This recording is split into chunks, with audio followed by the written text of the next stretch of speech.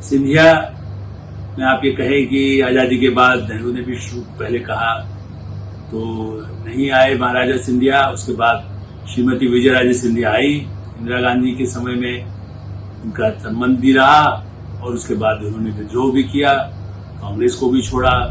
दिग्गी राजा, आप समझेंगे दिग्गी राजा कौन? दिग्विजय सिंह, जो मुख्यमंत्री भी रहे 10 साल, और उसके पहले वो भी कभी निर्दलीय होकर आए थे, और वो भी राज परिवार की छत्र छाया से कि किसका अस्तित्व हो। शिवराज का, उनका नाम राजा है शिवराज, लेकिन वो बेचारे बहुत ही सामान्य करता, सामान्य परिवार से आए हैं, लेकिन उनकी भी सफलता यही है कि राज कर रहे हैं वो 18-20 साल से।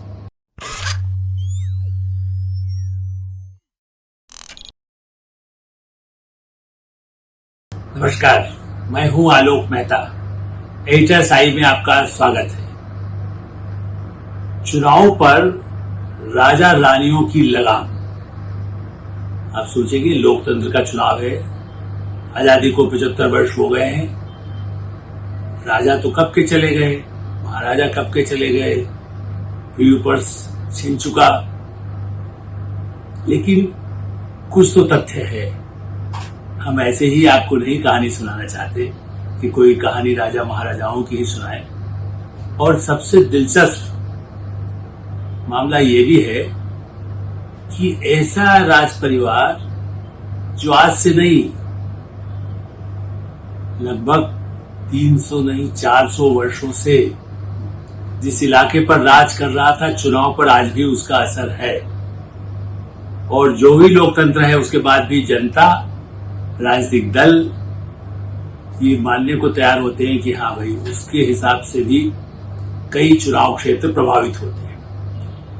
हम बात कर रहे हैं मध्य प्रदेश, राजस्थान, छत्तीसगढ़, ऐसे राज्यों में चुनाव है जहां गरीबी भी है, पिछड़ापन भी है। लेकिन हाँ, ये सही है कि उसके बाद तरक्की हुई है। ऐसा नहीं है कि लोकतंत्र में वो राजनीति में आकर के चुनाव जीत करके ही राजा रानियों का असर है। और एक परिवार का तो मैंने जैसा कहा, एक परिवार का सबसे अधिक है।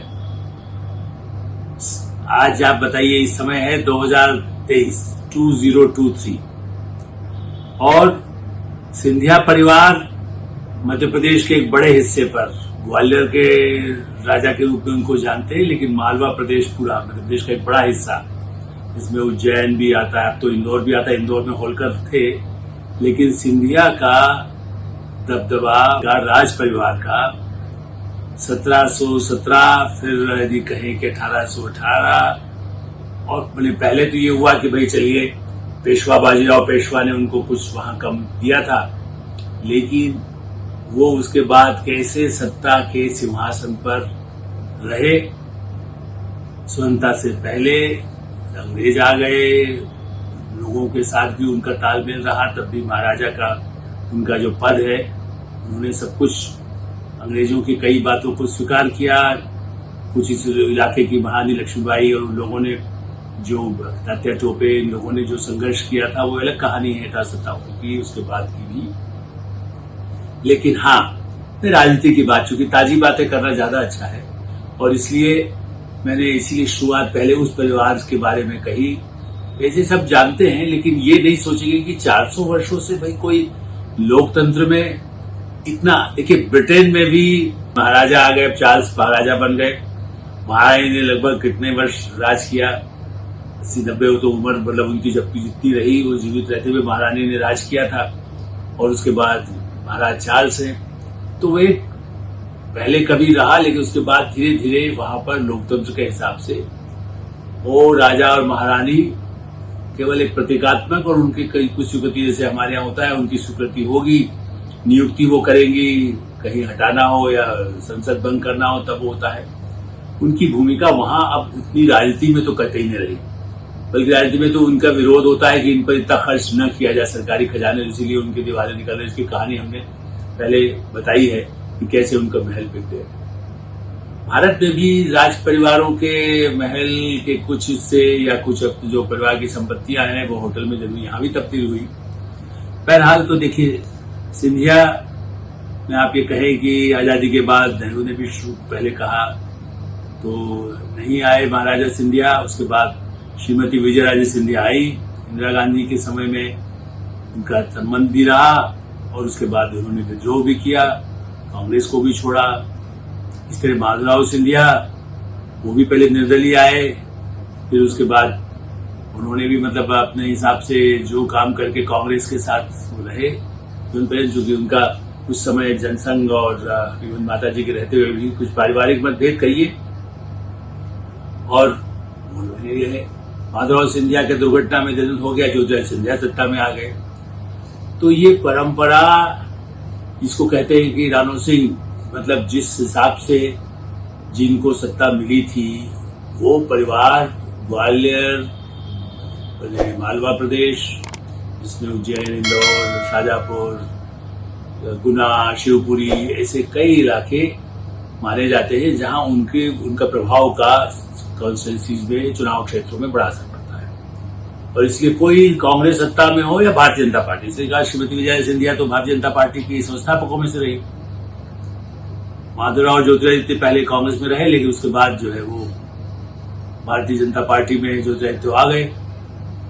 और ऐसी स्थिति में आज भी उनका एक महत्व है, टिकट बंटवारे में भी हुआ, वो आज भी केंद्र में मंत्री हैं। तो आप ये कह सकते हैं कि ये परिवार का एक वर्चस्व, उनकी लगाम, कुछ हाथे में चुनाव जीतना है तो उनका सहयोग चाहिए, विरोध न करें, यदि कहीं शांत भी रहते हो तो विरोध न करें, ये उनकी एक छवि रही। और यही नहीं, उसी सिंधिया परिवार की वसुंधरा राजे सिंधिया, वो राजस्थान में उनका वर्चस्व पिछले 20-25 वर्षों से कहना चाहिए कि बना हुआ है और अब भी उनका बना हुआ है। वो भी एक वहां के राज परिवार के साथ उनका संबंध हुआ, शादी हुई, लेकिन यहां से जाकर के वो भी आज भी वहां पर है। ऐसे आप ये कहेंगे छत्तीसगढ़, पहले तो वो मध्य प्रदेश का हिस्सा था, लेकिन टी.एस. सिंहदेव वो भी अंबिकापुर और राज परिवार के माने जाते हैं, सरगुजा के राज परिवार के उनका एक अपना प्रभाव रहा है। तो इसलिए वो चाहे अंबिकापुर से हो तो वो भी छत्तीसगढ़ में चाहे सरकार आ गई, भूपेश बघेल किया, इसके पहले भी तो उनका चुनाव में असर कुछ इलाकों में रहता है और इसीलिए वो उनका दबाव बनता है, लोग उनके हिसाब से वोट देते हैं। मैं ये भी बताना चाहता हूं कि राजा रानियों का असर ऐसा नहीं कि हम आज की चर्चा कर रहे हैं कि कितना डीपी मिश्रा थे, उन्होंने मंजदेव बड़ा किस्सा आपने सुना होगा, गोलीबारी हुई थी बस्तर के राजा के इस इलाके में और वो मारे गए, तब बड़ा ही विवाद हुआ था 70 के दशक में, भयानक। वो इंदिरा गांधी के दाएं हाथ माने जाते थे, मुख्यमंत्री मध्य प्रदेश के थे, लेकिन तब भी राज परिवार सिंधिया अलग थे। सिंधिया विजय सिंधिया ने उनका विरोध करके वो अलग हुई थी और गोविंद नारायण सिंह वो भी एक राज परिवार के थे। तो गोविंद नारायण सिंह विंध्य क्षेत्र में उनके पिता अवधेश प्रताप सिंह वो राजा मने की तरह से उस इलाके के थे।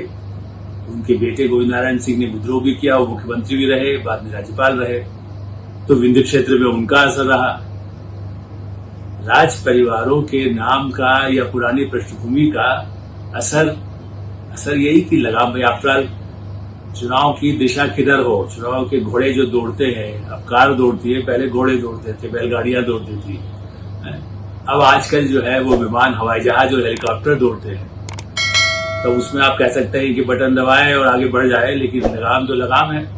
जब नीचे जाने की जरूरत होती है तो कई बार अब वो साइकिल पर कोई चलने वाले लोग तो बहुत कम रह गए, राजा महाराज तो नहीं चलते, लेकिन हाँ पैदल चल लेते हैं। तो इस दृष्टि से अब इनके नाम तो आपने सुने होंगे, लेकिन आप दूसरे जो कांग्रेस की राजनीति से आए उनका भी ध्यान दीजिए। कांग्रेस में तो गोविंद नारायण सिंह भी थे, विजया सिंधिया भी थी, माधवराव भी थे, लेकिन दिलचस्प यह है कि अर्जुन सिंह मध्य प्रदेश के ही एक बड़े प्रमुख नेता हुए।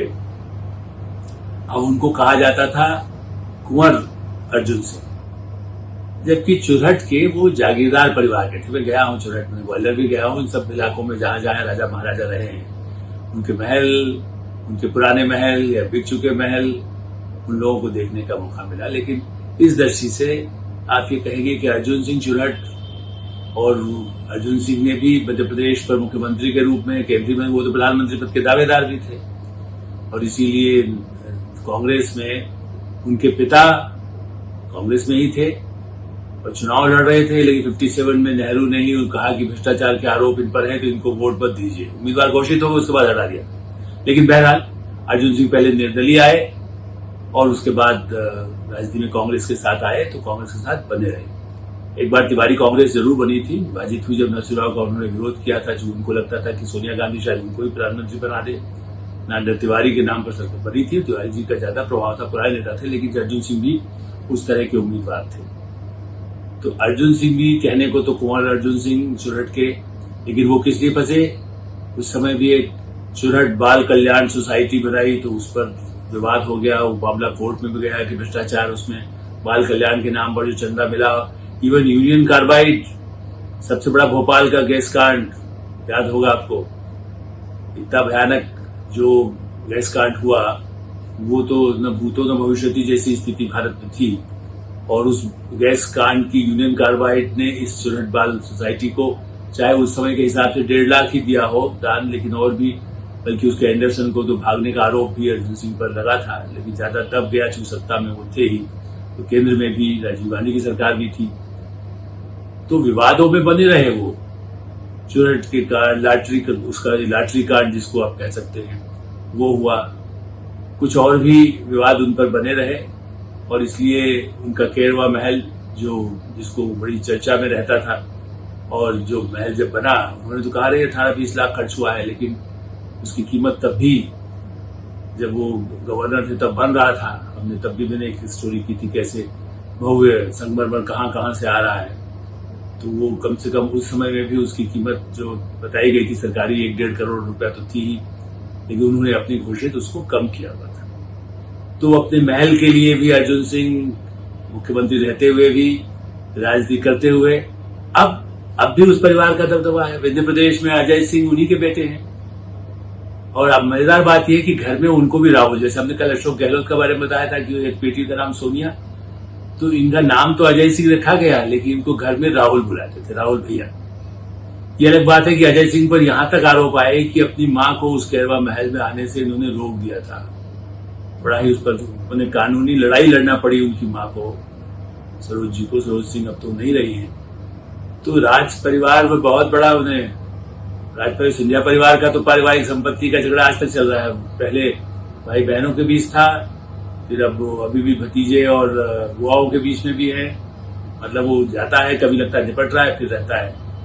तो राज परिवार का, लेकिन हाँ, चुनाव पर असर मध्य प्रदेश में। इसीलिए अजय सिंह भी एक समय अर्जुन की तरह मुख्यमंत्री पद के दावेदार हो सकते थे, लेकिन वो इतना सक्रिय है जितना उनको करना चाहिए। जैसे आप सोचते गांधी पे कोई हमेशा हम जीतेंगे, तो राहुल गांधी नहीं जीते।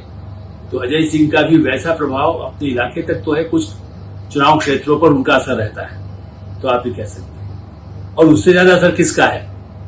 एक और राजा, उन्हीं के अर्जुन सिंह के रिश्तेदार भी कहिए, संबंध भी कहिए, उनसे रिश्तेदारी भी रही, दिग्गी राजा।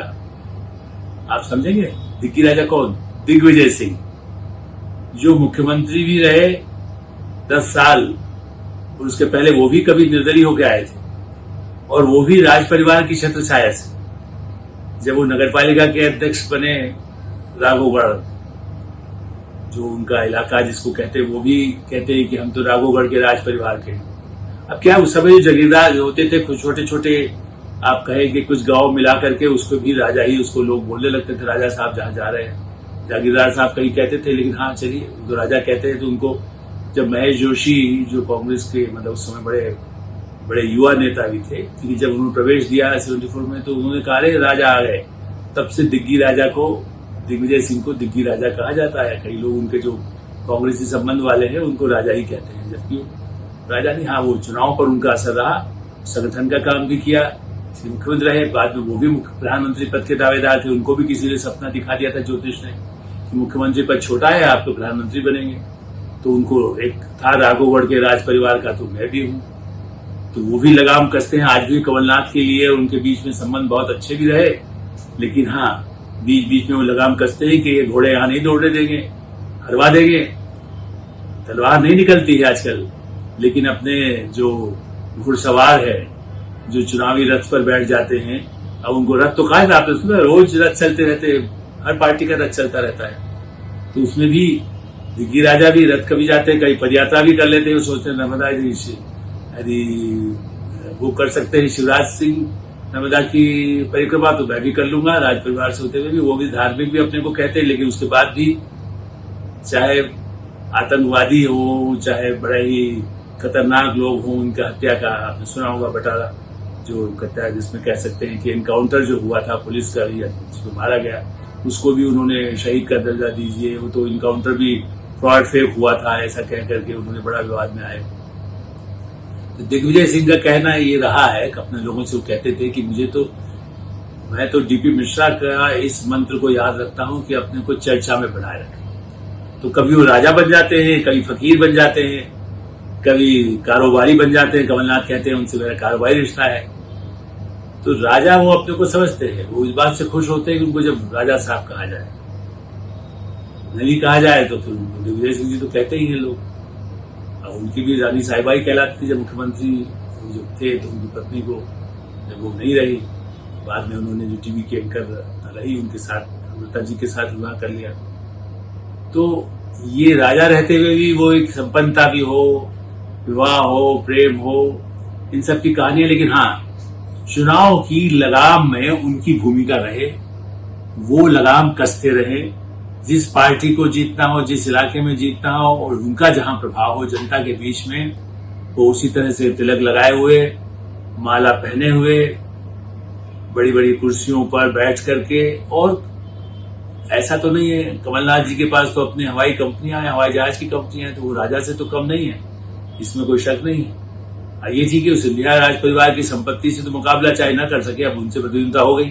कभी तो उन्होंने साथ में काम किया था, माधवराव जी ने भी किया था और ज्योतिरादित्य ने भी किया, लेकिन अब तो बिल्कुल एक दूसरे के पीछे जितने घोड़े दौड़ा सकते हैं कि अब दोनों को ही असली लड़ाई वहां पर यही है कि किसका अस्तित्व हो। शिवराज का, उनका नाम राजा है शिवराज, लेकिन वो बेचारे बहुत ही सामान्य करता, सामान्य परिवार से आए हैं, लेकिन उनकी भी सफलता यही है कि राज कर रहे हैं वो 18-20 साल से, और वो राज करने का उनका अपना बना हुआ है।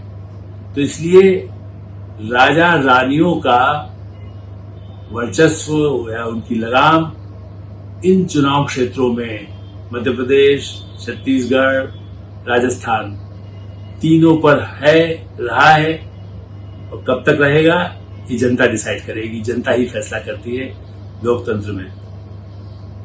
मैं समझता हूं कि ऐसी कुछ बैकग्राउंड, पृष्ठभूमि भी पता रहे, और ये ताजा रहे कि हम राजा के आधार पर नहीं, काम के आधार पर, राजा भी यदि काम करते हैं, जनता की सेवा करते हैं, जनता के बीच में जाते हैं, तो उन्हें जीतने का हक है और जीते भी हैं। तो इसलिए HSI में आप इस तरह की श्रृंखला देखते रहिए, इसे सब्सक्राइब करिए HSI चैनल को, और अपने मित्रों को फॉरवर्ड करिए, शेयर करिए, और अपनी प्रतिक्रिया से भी अवगत कराइए। बहुत बहुत धन्यवाद। नमस्कार।